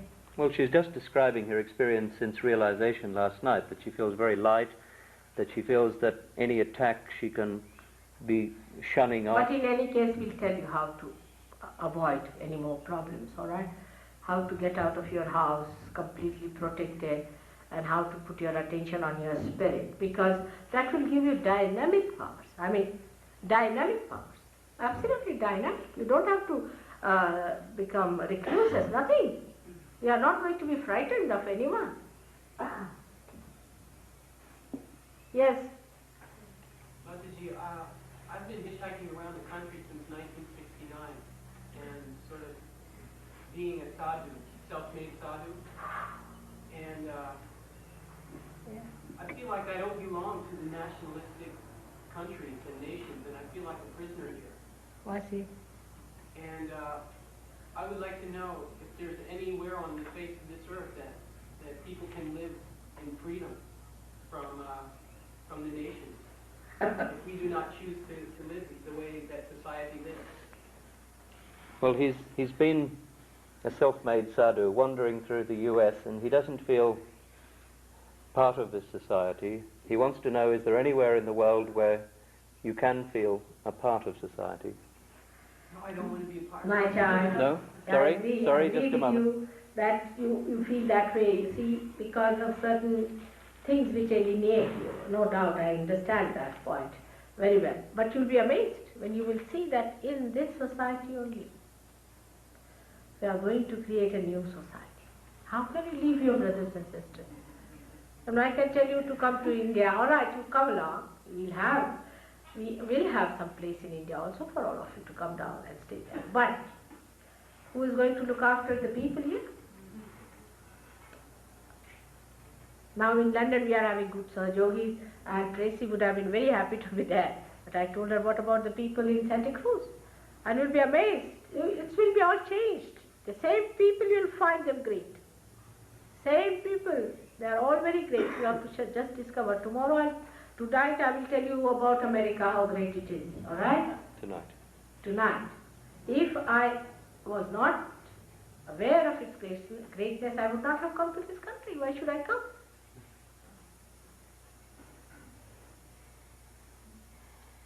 Yes. How best to continue with your teachings if we can't come tonight? What's it? How best to continue with your teachings if he can't come tonight? She is going to be here. Better to be here if possible, because there are books that, you see, it is something that has to be practiced in every day-to-day life, you see, with your friends and things, and it's things that grows within yourself. It is not any teaching as such, it is the growth that takes place. Can I just make an announcement? That we have circulated a pad where they... Sorry, 1 second. We have been circulating a pad so that everybody who is interested can put his address, so that we can get in touch with you again. With your telephone number. Where is this pad now? Has it reached the end of the crowd? It has not circulated. So please, it will stay with Harry. With Harry, will you please get up there so that people can see you? Okay. And before leaving, please leave your address and phone number. And if you cannot come this evening, we will go back to you. Are you all right? I mean, that's practical in short That's words. good. Now you don't do those exercises, all right? Yeah. You'll be all right. Yes. Yeah. Right now in this country we have very powerful men who have the ability in their hands to destroy all the planet through nuclear warfare. It's as if they are deluded by demons. And I would like to know, what is the role of the yogi teacher in representing the yoga of light to these people? What did you say? Well, we've got very powerful people here in America, and he's worried about the power that these people have. He's likening them perhaps to demons, and he wants to know what in yoga and in yogic terms we can do about it. As I told you yesterday, leave them to me, all right? I have dealt with them, all of them. I know how to deal with them. Everybody is getting sick. That's the beginning. Yes. I also heard that great yogis have incarnated in America. What is it? Say again? I also have heard that great yogis from the past have incarnated in America now. He's also heard that great yogis from the past have taken birth here in America. Yes, it's true. Young children. You see, one is guarding outside. Your daughter again, the one who was sitting on your lap. Tremendous, isn't she? Like a grown-up lady. See, looking at everyone. Yesterday, those two girls who walked in. There's one coming in now. Oh, yes, very great people are born. No doubt. No doubt about it. You should become a father of one of them if you want to. All right, good idea. So we have to have good married lives, first of all. You see, they won't be married to people who do not have good married lives, isn't it? So that we have to have first of all. So the second stage would be to marry you all.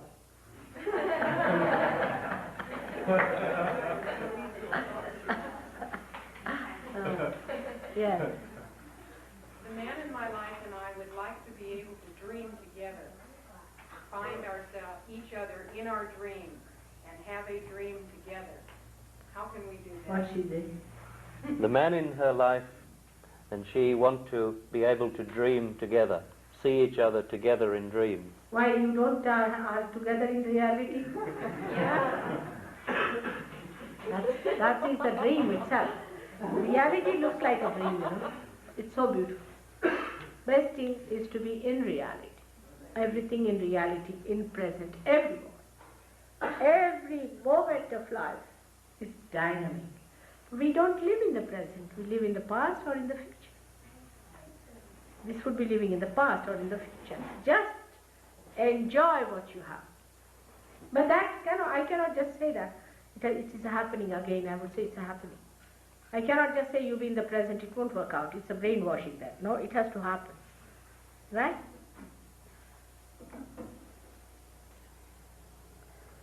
Yes? What's the best way to work with our parents, maybe who are really concerned about us and may are being a little interfering in our lives or whatever? What's the best way to deal with parents like that? With parents, what is the best way to deal with them if they're perhaps interfering a little in their lives? How to handle them? I'll tell you how to spread the magic of love, all right? I'll tell you. There is a way of putting a magic wand of love. It's very simple, very simple. We can work it out. They'll come round. After all, they are all human beings. If they are devils, then forget. But if they are human beings, so they'll all come round. No problem. Yes? How can we tell if they're, you said demon set? Yeah. How can we tell if they're demon set or not? Sometimes it sure appears that way. How can you tell the difference between them, the devils and the good When people? you get discrimination power in your hands, you see, you start feeling the vibrations. And demonic people give you blisters on your hand, actual blisters. Heat. Not only heat, but blisters. Sometimes they give horrible blisters, and if you see their eyes, a demon's eyes, the pupil of the eye just disappears, just like a cat's eye. Have you seen a cat's eye? The pupil disappears. Even as a human. They look very powerful in their eyes, it's sort of hypnotic. But if you look at them steadily, their eyes will disappear. Sometimes if you touch them, they will faint.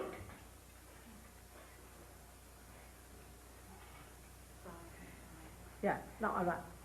Yeah. I want to continue hearing about the second coming of Jesus and Bible prophecy and how accurate that is, because you mentioned the Antichrist, and I have this definite feeling that something very heavy is going to happen, and a lot of people feel it's going to be like a heaven on earth, but there will be a massive destruction first, and maybe Jesus will only be a mental hallucination, that he will not really return, but I have this sense that something's going It's correct. You say it's going to happen, but don't ask for it just now. Let us work it out. See, let's say as many as we can. It is going to happen. Has to happen.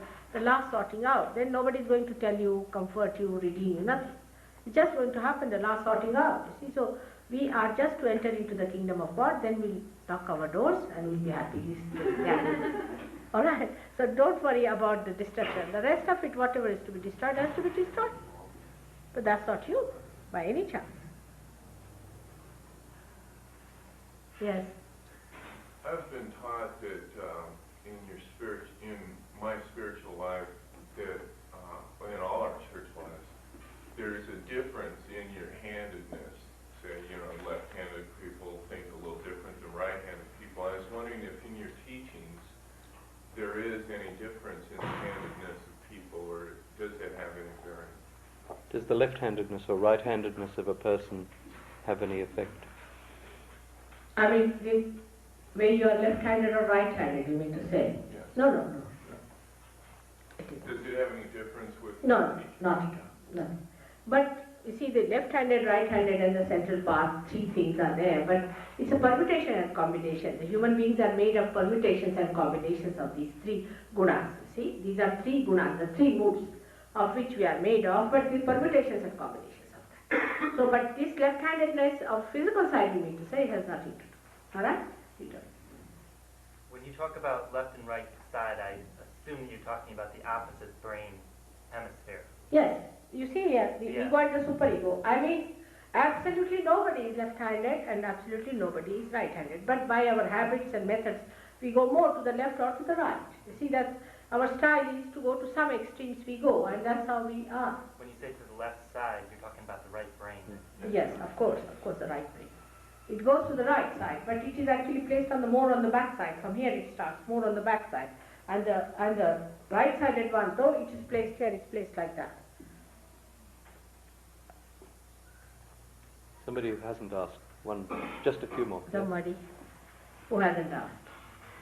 Several places in the Bible, Jesus referred to a return, and I don't know if the scriptures are explicit in calling it the second coming, but on the Mount of Olives he told his disciples that many shall come in his name claiming to be him, and many will be deceived. Brother will turn against brother, and nation against nation, and you'll hear of wars and rumors of wars, and there'll be famines and pestilences and earthquakes in diverse places.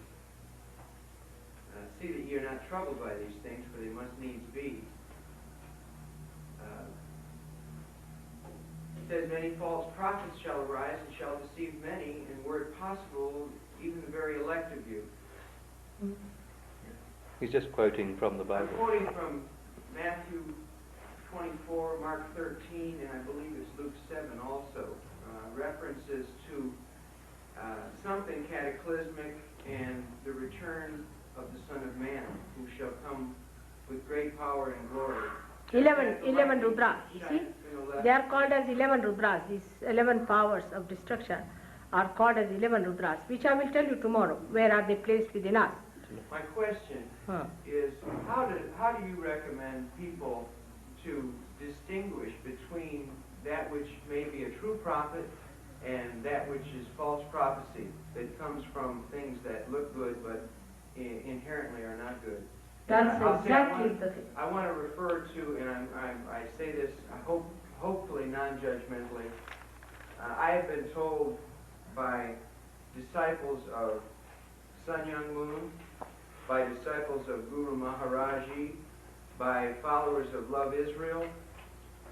I know all of them. I've been told by their disciples they all say the same that thing. Their master is the return of Christ. And the Bible tells me if a man comes to you and says, go into the desert for Christ is there, or out on the mountain, don't believe it because it's not true. Now, can I tell you now, what you are telling is, I understand, it's true that they all say the same thing. They have to say the same thing.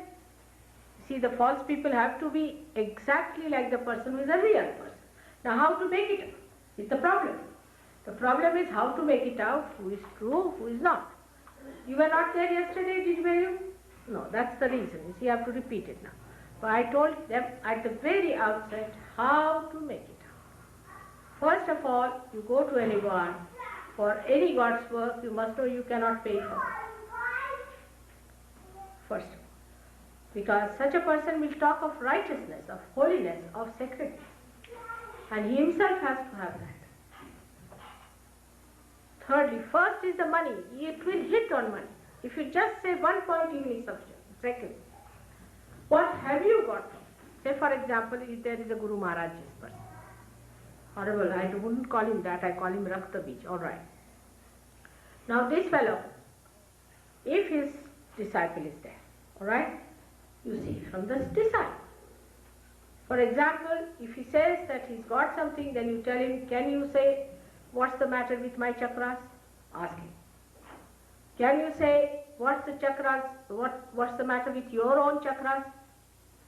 Now these people know, they will tell you where is it. They can raise the Kundalini. They can show you the raising of the Kundalini. With your naked eyes, you can see the raising of the Kundalini. Not in all. Of course, if you are a good vehicle, it doesn't happen. But if there is obstruction, you can see. You can feel here, on top of your head, the thumb. Actually, and you don't just jump or do anything, but you see the cool breeze coming out. It's the cool breeze of the Holy Ghost that you have to feel. After getting that, after you get it, I mean, it cannot be forced, it cannot be said, it is you who have to find out. You have to find out. You have to. Alright, then when it has happened to you, you see, ask the question. Everything can be found out by asking questions. Ask a question. Is there God? You get the cool breeze in your hand. Quite a lot of it, if you are really realizing. But if you say, is this gentleman is a realized soul, you will get heat or your vibrations will stop. Or maybe you might get blisters. Your awareness becomes empowered with that discrimination because of this cool breeze of the Holy Ghost flowing through you. You start feeling it all pervading power around, which you do not feel before. So when these people talk to you, you should know what have you got yourself. Alright? This is the main thing. What have you got? Now, as she said, we'll teach her how to give realization. Today, we'll be giving realization to people. Those who have felt cool breeze yesterday can give realization today. Can you believe it? Those who felt the cool breeze yesterday and today also they are feeling it should come this side and they will give them realization. Alright? Work it out. Let's have it. Let's have the experience. Alright? Who is the one who has to ask one more question? It shouldn't take long, just ask me one. Now you ask now. Meditation? Not there, not there. Not there. I'll tell you how to do. The meditation part you forget, the rest. Now who is there? At the back. Now Michael. Okay. I hear a lot of people talking about God realization and about spiritual terminology, and I still see a lot of fear. And I'm wondering if you could talk about how people can confront their fear and maybe let go of it. What did she say? She hears a lot of talk about realization and so on, but she wants to know how to confront fear. That's her point. You see, first of all, unless and until I'm not talking, I'm going to make you get it. Alright? Yes. That's the point. It's not talking. Let's do it now. You want me to talk all the time by asking questions? Now one more. What is it? Is there a specific way that I can protect my daughter when we're around? We'll teach you all that. Now can we make it short? Yes. Better have. Talking makes the people think. The more talking, the more thinking. Yes, said it. Yes, said it. See, better not talk. Thinking, you won't get it. You have been thinking, talking, arguing, everything you have done so far. Now better get to it and get over your fears and everything. Now come forward and little forward so that you leave little spaces there. And be comfortable.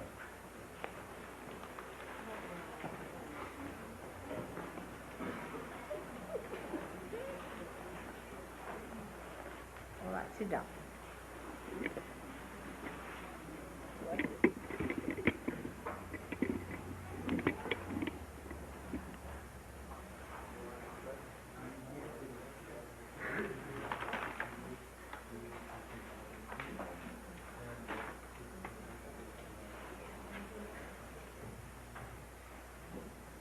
It is the direct experience that you must have. That's the main thing, not the thinking. Not the thinking. What he says is to do thinking makes you even worse. You see, thinking is not the thing. Now, put your hands towards me, just like that. Now sit in a way where you are comfortable. As it is, I would say again, take it out these little bit that heavy things. Any heavy necklaces or anything? And these rudrakshas also to be worn by people who have high blood pressure, not with low blood pressure, because that will make your blood pressure even lower. Rudrakshas, you see? These are meant for people who have got high blood pressure, not for people who have got low blood pressure. You see, everything has its own place. Now close your eyes. Please close it. And put both the hands towards me.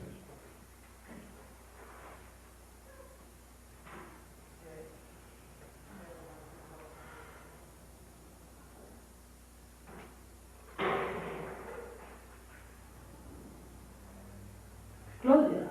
Just close it. And don't shake your body. Keep it steady. You have to keep it steady.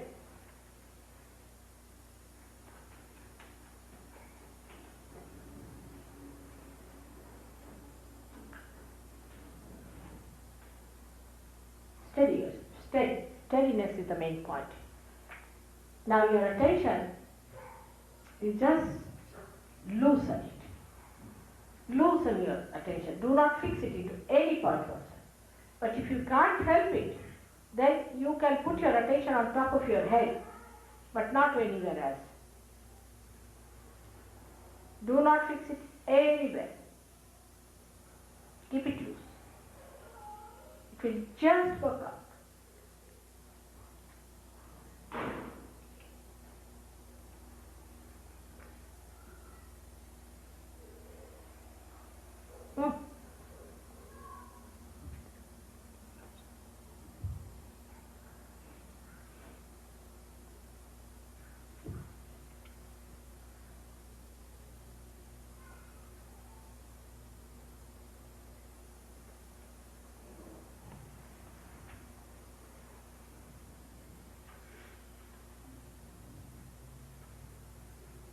Again, put your right hand on your heart.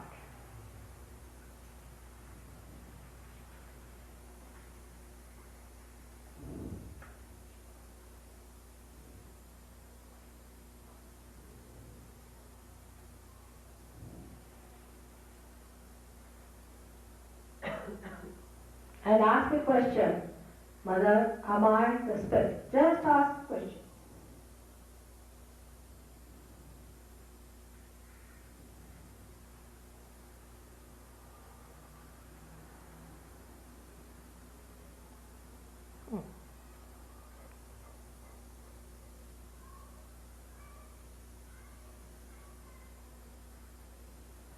Now put your right hand at the base of your stomach on the left hand side.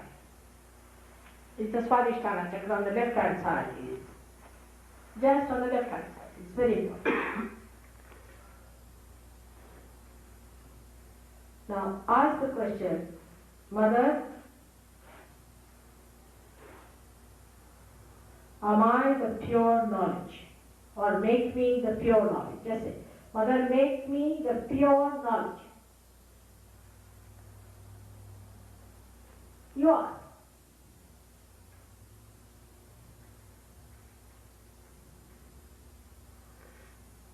First of all, have confidence that you are that. You just awaken into that.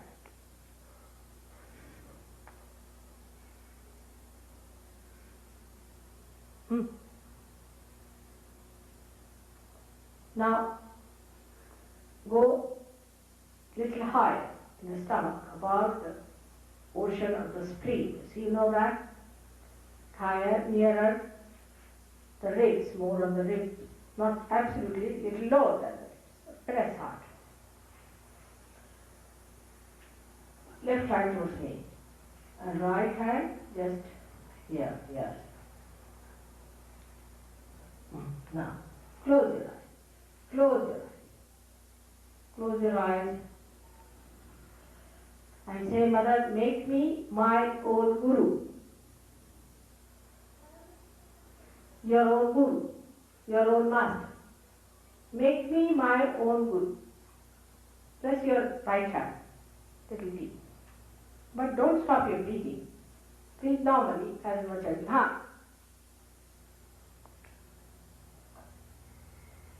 This you have to say 10 times.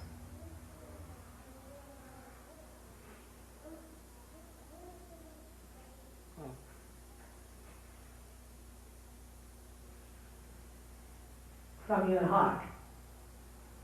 Make me my own guru. That really gives you the discrimination.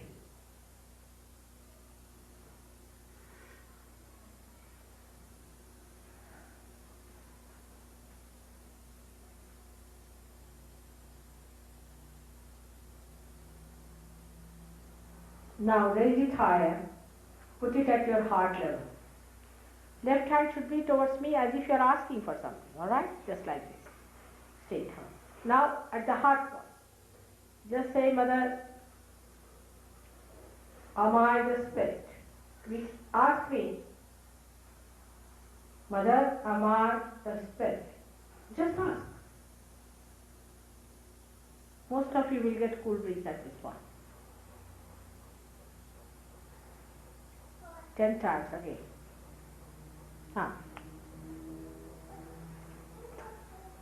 So many are getting it. It's very cool. It's very cool. Good. Just ask, Mother, am I the spirit? 10 times. Good.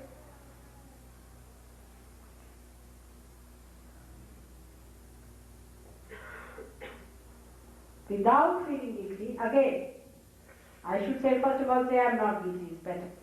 Put your right hand higher on the neck, on the left hand side, on the neck. This is the left Vishuddhi. Now just say, Mother, I am not guilty. Say it again 16 times because you people are really a very bad Vishuddhi. I was clearing yesterday till 2 o'clock in the night your left Vishuddhis. What is there to feel guilty, my children? What harm have you done? Have you killed somebody? What have you done? Why are you so guilty? Go on saying, Mother, I am not guilty at all. Your confidence is not there.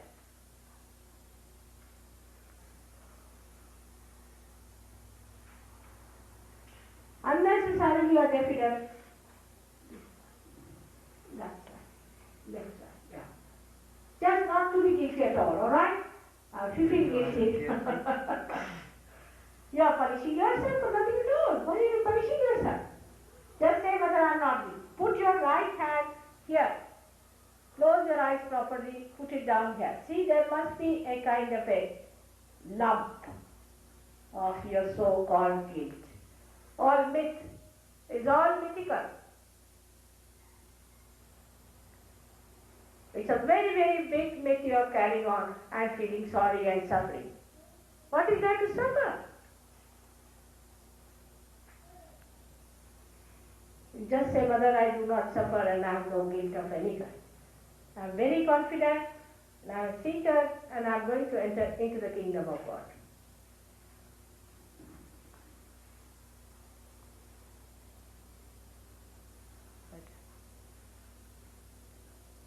Still there, still there, still there. I don't know how many years you have been doing that. Don't be guilty about anything. Whatever you have done is nothing. I am talking about the ocean of love, the ocean of forgiveness, the ocean of compassion. And what is your gift? Not even a speck. Well, better now. Now, you can put both the hands towards me. And now say, Mother, I forgive everyone. Actually, Lord's Prayer is the best for this. If you all know the Lord's Prayer and if you can say it thrice, it will work out faster. Will you say that? Let's see. Our Father, who art in heaven, hallowed be thy name. Thy kingdom come, thy will be done, on earth as it is in heaven. Give us this day our daily bread, and forgive us our trespasses, as we forgive those who trespass against us. And lead us not into temptation, but deliver us from evil. For thine is the kingdom, the power, and the glory, forever and ever. Amen. Again. Our Father, who art in heaven, hallowed be thy name. Thy kingdom come, thy will be done, on is in heaven. Give us this day our daily bread, and forgive us our trespasses, as we forgive those who trespass against us. And lead us not into temptation, but deliver us from evil. For thine is the kingdom, and the power, and the glory, forever and ever. Amen. Our Father, who art in heaven, hallowed be thy name.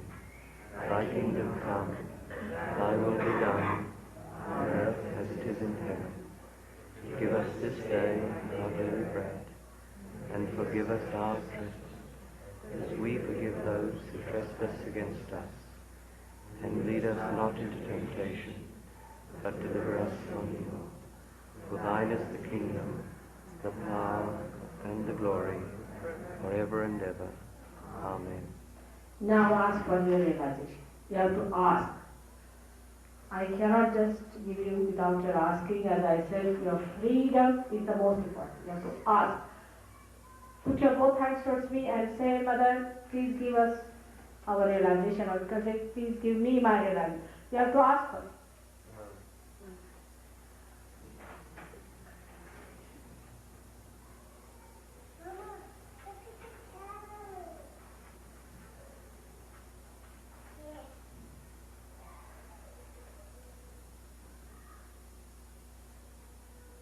7 times. There are 7 chakras. Just ask for your realization. It is your right to ask. It is your right to ask.